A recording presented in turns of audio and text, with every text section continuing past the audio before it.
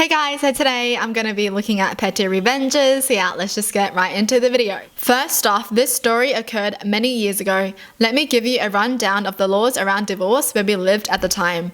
Both parties need to agree to the divorce unless one party can prove the other party is at fault. This would mean something akin to cheating. There are also other reasons, but cheating falls into this. Now, I honestly shouldn't have married my ex-wife, but I was young and dumb.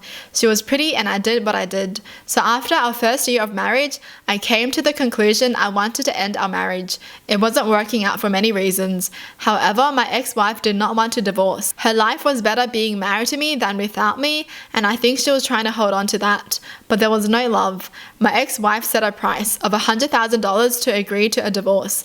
This does happen here, where if one party wants a divorce and the other doesn't, the party that doesn't want the divorce comes up with the cash payment they want and you negotiate from there. What? I didn't know that. Now, I didn't have $100,000. I could get about $25,000 and I was willing to pay that. We spent a long time going back and forth over money and how much I'd pay her to divorce me. She finally agreed. I was thrilled. I was so happy. I decided I would go out and celebrate, and that night the stars aligned. Now, to give you an idea of how utterly lucky I am about to get, we lived in a city about the size of Chicago. Many millions of people, lots of places to go. My friend took me to a new bar in a part of the city I had never been to before. We celebrated, we had a good time. I woke out the bar around 2:30 a.m. and it was like Christmas. There was my wife with another man. I had a hunch she was cheating on me, and I was so happy. She was heading for a taxi and I ran and got into a taxi behind her and told the cab driver to follow them. Much to my enjoyment, the taxi was clearly going to my house. She gets out, I pull out the camera, and I get a few pictures of her kissing this man. Once I get the photos, I immediately email them to my work account to protect them, and I get out the car and I approach the two lovebirds. I introduce myself. I thank the kind gentleman and make one request. If they want to have sex, don't have sex in my house, but that's all. I then hand her lover my business card. I thank him for all the money he's saved me and tell him if he ever wants to go grab a beer, I'd be happy to buy him a few rounds. I then wish the two lovebirds all the best and go upstairs and head to bed. To say my ex-wife was livid was an understatement. However, the next morning she pointed out something, and I have no idea how strong her argument could be in a courtroom, but it did concern me. She said since we already agreed to divorce, it wasn't really cheating and I would still have to pay her. Well, that afternoon I get a phone call. It's my ex-wife's boyfriend. He apologized for sleeping with my ex-wife and I told him no worries. He then said he'd like to talk to me. We agreed to meet up and we do. Turns out he had previously been cheated on, and apparently my ex-wife lied to him about her relationship status. She said we were waiting for our divorce to be finalized, which was not true, and that she didn't live with me anymore, which was not true. He also asked if I had sex with her in the last 6 months, and I said I did. Turns out the relationship had begun about 6 months prior and they were sexually active with each other, and she told him she wasn't have sex with anyone, especially me. Whoops. I asked him if he had any documentation of them dating and he goes, yeah. He ended up sending me all the pictures he took of them together, some of which included him kissing her, etc.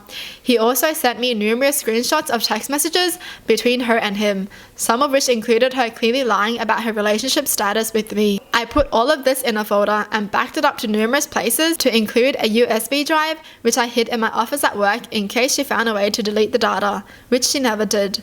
I then went to my ex-wife and I had a sit down with her. I went over the mountain of evidence I had against her. Option A, she agreed to a non-contested divorce. I will give her 30 days to move out. She gets nothing from me and I get nothing from her. Option B, I get a lawyer and I sue the crap out of her, get a massive judgment against, still get my divorce and saddle her with a ton of debt for the rest of her life. She agreed to the non-contested divorce. We both agreed. We both signed. Judge stamped the documents. I eagerly grabbed my divorce decree and rushed to City Hall to report my divorce, and wham bam, thank you ma'am, I was a free man. Thank you ma'am, I was a free man.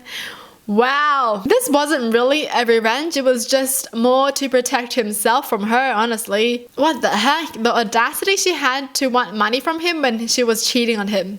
Ah, jeez. She wanted $100,000 just to get divorced. Whoa, some people. Oh, that's some pretty good karma. For sure, things were on his side. Wow. Good on him, honestly. Crazy how he caught her cheating, like, coincidentally. He just walked out the bar and he was like, oh, isn't that my wife?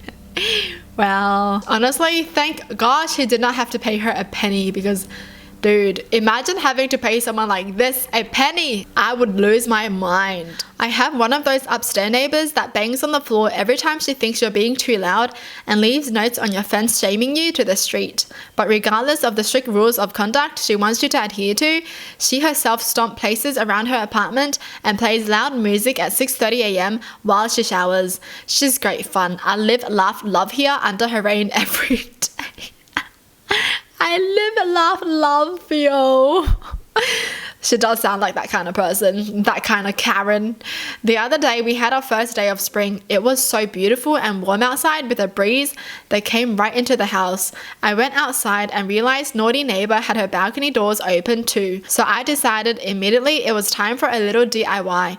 I whipped out the spray paint, shut my doors with the doggy inside, and began the process of repainting the legs of my outdoor chairs.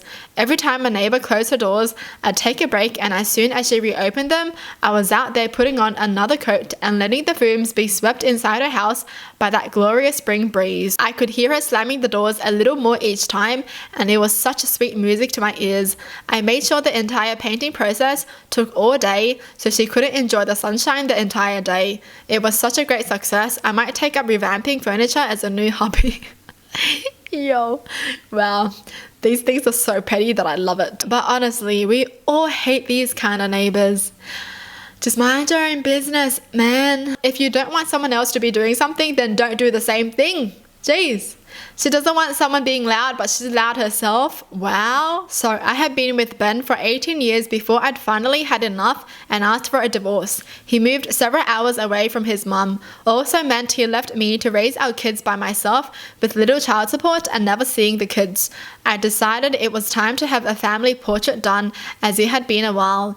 We went and had a sitting. As we were looking through the digital images to pick out what to order, my oldest asked if we could send one to Grandma, his mother. I told her that I didn't think Grandma would want a picture with me in it, but I would be happy to order a picture of just the kids on it. My oldest swore Grandma would want me in the pictures and always made sure to ask about me and how I was doing.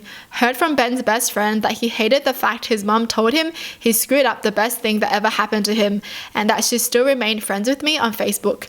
I was kind of surprised. My ex was extremely verbally and emotionally abusive to me during our marriage, which is why I ended it. I never knew his mum actually thought so highly of me. Only ever saw her a couple days a year at Christmas. No issues, just never grew close. So my oldest calls up Grandma right there in the studio and asks her if she'd want a picture with me in it or with just the kids. Grandma asked specifically for a picture with all of us in it, including me. So I decided to order her a nice glossy 8x10 that I had matted and framed and mail it to her. Apparently she hung it right in the entryway, where every time my ex walks in, he sees my smiling face staring back at him. I just wish I could have seen the expression on his face the first time he saw it.